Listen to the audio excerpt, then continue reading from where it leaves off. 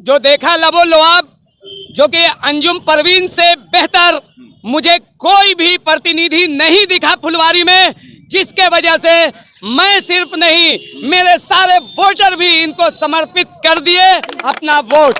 वो जो 12,500 लिखित वोटवा था वो भी मिलेगा? वो भी मिलेगा। वो कल हम लोग काउंटिंग किए हैं और वो 10 रुपये का जो हमको जो दिए हैं वो 10 रुपये में ही उनकी भागीदारी हिस्सेदारी रहेगी। कोई भी काम उनका रुकेगा नहीं, इसलिए कि मैं गरीबों का हमेशा रहा हूं और गरीब मेरे रहे हैं। कोई मलाल नहीं, मुझे मलाल तब होता जब मेरा मेहनत व्यर्थ में जाता। मुझे एक कैंडिडेट की जो जरूरत थी वो मुझे अंजुम परवीन के शकल में मिल चुकी है। आपसे हम पूछेंगे, आप कैंडिडेट हैं, उपसभापति की कैंडिडेट है, महिला है, फुलवारी शरीफ के महिलाओं के लिए क्या कुछ खास करने वाली है, बताइए। मैं महिलाओं के लिए खास बहुत कुछ करूंगी और महिलाओं को बहुत आगे बढ़ाऊंगी। क्या क्या कुछ खास एक आध काम बताइए। उनके लिए जो पढ़ी लिखी महिलाएं, शिक्षित महिलाएं, घर पे बेरोजगार बैठी हैं, उनके लिए क्या कुछ विशेष सुविधा आप देंगे? उनके लिए मैं बहुत कुछ सुविधा दूंगी।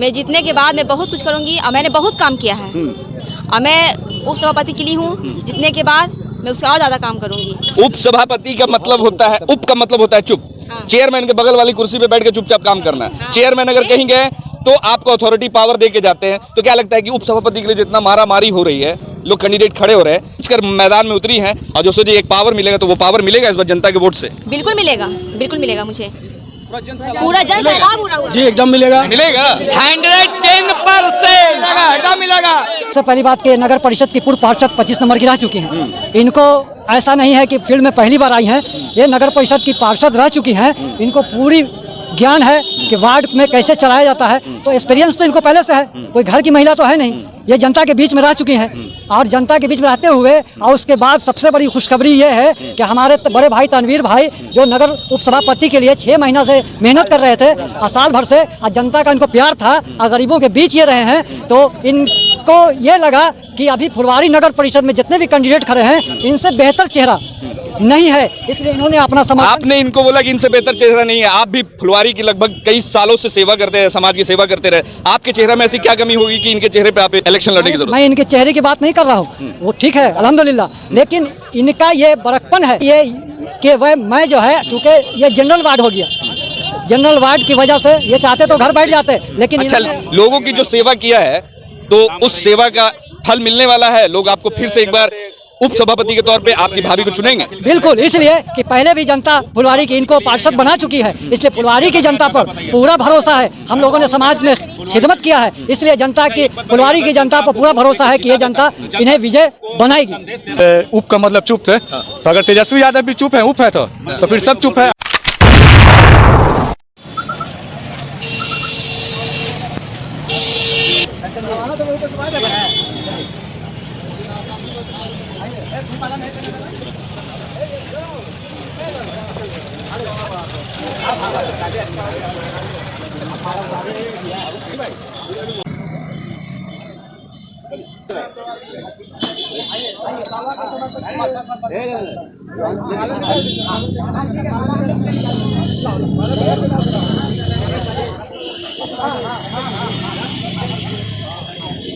पटना की सड़कों पे फुलवारी शरीफ का मेला देखा जा सकता है, क्योंकि नगर निकाय चुनाव को लेकर फुलवारी शरीफ में जितने भी प्रत्याशी हो, चाहे वाइस चेयरमैन के हो या चेयरमैन के पद के दावेदार हो, फुलवारी को छोड़ करके आज पटना की सड़कों पे मौजूद हैं और नॉमिनेशन करवा के आ रहे हैं।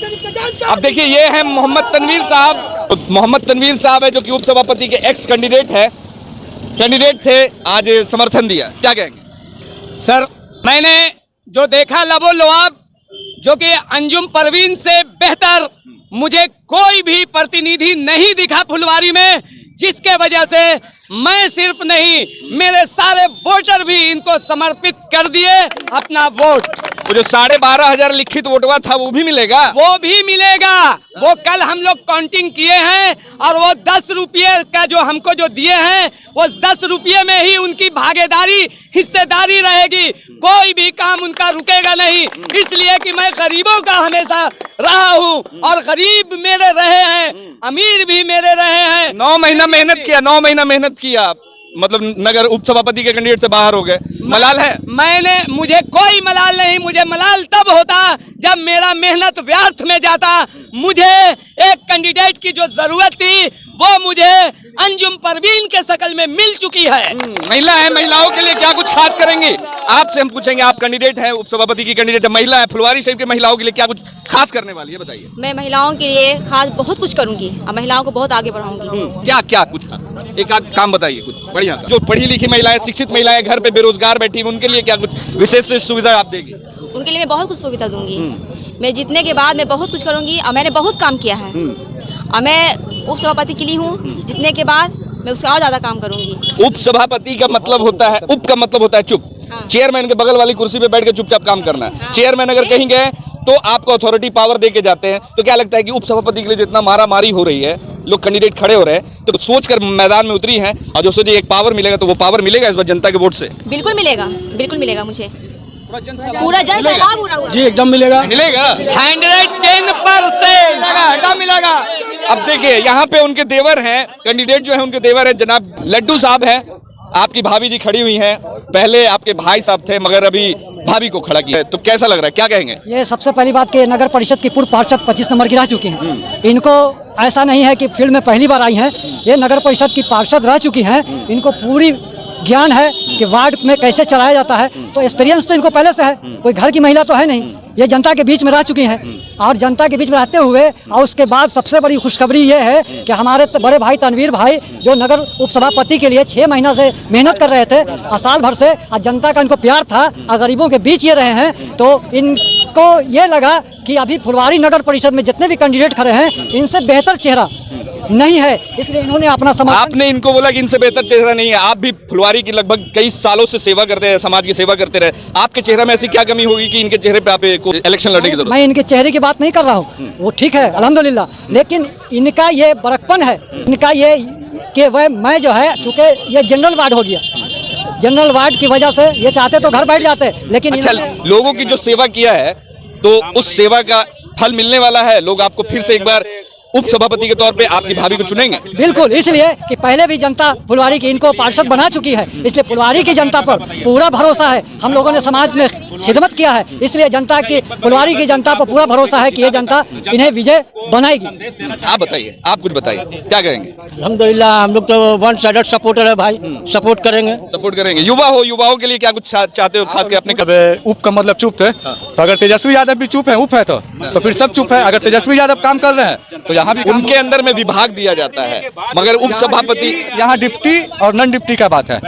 आदमी के ऊपर भी डिपेंड होता है कि कौन आदमी कैसा बैठता है।